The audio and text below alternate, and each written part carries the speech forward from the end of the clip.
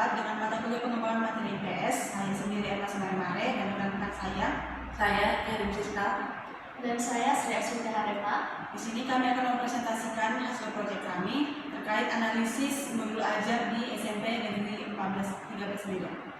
Kita akan menyampaikan materi yang pertama, di mana modul ajar yang baik harus membuat materi yang jelas, sistematis, serta relevan dengan kebutuhan siswa dalam memahami berbagai konsep IPS, di mana seperti geografi, ekonomi, sejarah, serta sosiologi. Selain itu, modul tersebut juga harus disusun dalam bahasa yang mudah dipahami oleh siswa SMP, tanpa mengurangi esensi dari materi yang diajarkan.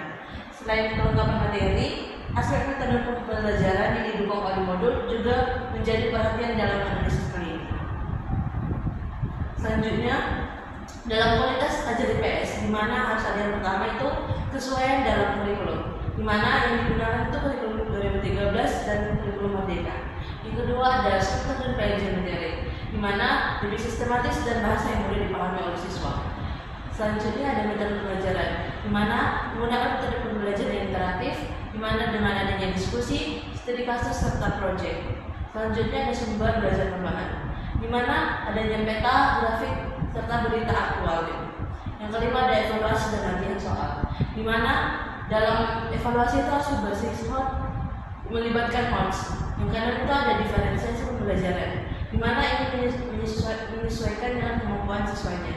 Yang ketujuh ada peran guru, di mana di sini guru sebagai fasilitator bagi siswa dalam pembelajaran.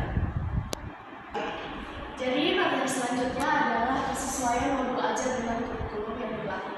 Jadi sesuai hasil analisis kami dari modul ajar yang dipakai di SMP Negeri 13 Medan, yang pertama kami dapat menentukan kurikulum yang dipakai itu adalah kurikulum Merdeka, di mana kurikulum menekankan pembelajaran yang berbasis pada proyek dan juga HOTS.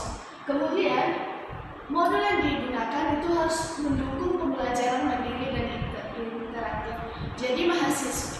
Jadi siswa itu diharapkan dapat mandiri dan juga memberikan respon atau timbal balik dari pembelajaran yang diberikan oleh guru tersebut. Kemudian materi dalam modul itu harus kontekstual dengan kehidupan nyata. Jadi harus ada contoh nyatanya dalam kehidupan sehari-hari sehingga siswa dapat dengan mudah mempelajari materi dari modul tersebut. Kemudian pengaruh penggunaan modul ajar terhadap pemahaman siswa sekolah di SMP Negeri 13 Medan.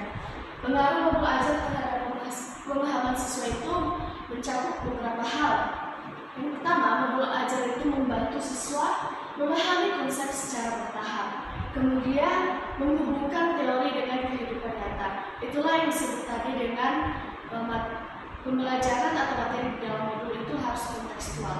Kemudian meningkatkan interaksi dalam pembelajaran. Jadi terjadi hubungan antara guru dan juga siswa, tidak hanya sepihak, namun melibatkan kedua belah pihak. Kemudian mempermudah visualisasi materi melalui grafik dan peta.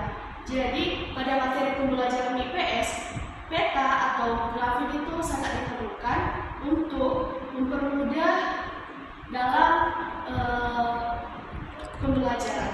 Kemudian mendorong siswa berpikir kritis melalui soal HOTS. Berdasarkan modul ajar yang telah kami bedah dari guru mata pelajaran IPS di SMP Negeri 13 Medan, ada beberapa kekurangan yang kami dapat. Yang pertama itu keterbatasan cakupan materi, yakni beberapa konsep hanya dibahas secara singkat. Kemudian bahasa terlalu akademis, di mana siswa menjadi lebih sulit untuk memahami materi-materi tersebut. Kemudian minimnya interaktivitas, di mana lebih banyak teori daripada praktik. Kemudian kurangnya media visual atau modul masih berbasis teks dan tidak menggunakan modul online atau sejenisnya. Yang kemudian itu ada soal evaluasi kurang berbasis HOTS, sehingga lebih banyak hafalan dan siswa-siswa tersebut kurang kritis dalam membedah atau menjawab persoalan-persoalan dan soal yang diberikan oleh guru. Selanjutnya ada kurang diferensiasi pembelajaran, di mana tidak menyesuaikan gaya belajar siswa. karena ya, seperti yang kita ketahui siswa-siswa yang sekarang ini lebih modern dalam pembelajaran dan guru kurang dalam menerapkan hal tersebut. Dan selanjutnya ada belum terintegrasi dengan teknologi atau kurangnya sumber digital. Maka kesimpulan yang kami dapatkan dari bedah modul tersebut adalah modul ajar IPS berperan penting dalam pembelajaran. Modul yang baik dapat membantu siswa memahami konsep-konsep IPS secara lebih sistematis, menghubungkan teori dengan kehidupan nyata, serta mendukung pembelajaran yang lebih mandiri dan interaktif. Namun, masih memiliki beberapa kekurangan dalam cakupan materi. Bahasa dan metode pembelajaran perlu perbaikan dalam aspek visualisasi, HOTS, dan integrasi.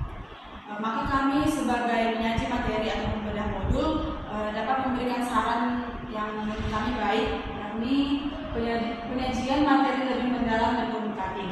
Yang kedua, menambah aktivitas interaktif seperti studi kasus dan proyek. Ketiga, ada lebih banyak menggunakan media visual, soal evaluasi berbasis HOTS dan aplikasi nyata, dan memanfaatkan teknologi digital untuk pembelajaran lebih fleksibel.